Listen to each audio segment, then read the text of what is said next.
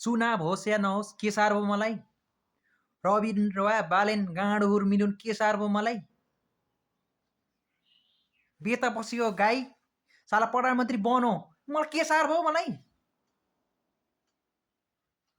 उक्लिनै नसक्ने साला ती बुढा गोरु नेतै बनुन् या नबनुन् के सार्वभौमलाई। लगातार 30-35 वर्षदेखि लुट्दै आएका छन् नि बुढा गोरुहरू, लुटिरहेको थियो नि त मिलेर। अस्ति भर्खर आएको बाछाले पनि त तिनीहरूले लुटे बराबरको 4 वर्ष 5 वर्षमा त लुटेर देखाइदियो नि त। मलाई मतलब छ त चाहे 2 छाक खान, आखिर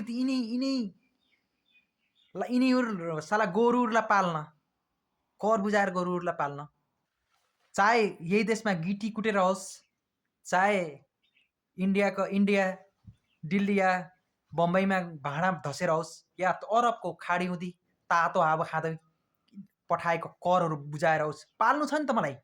यही नै छ मलाई मतलब।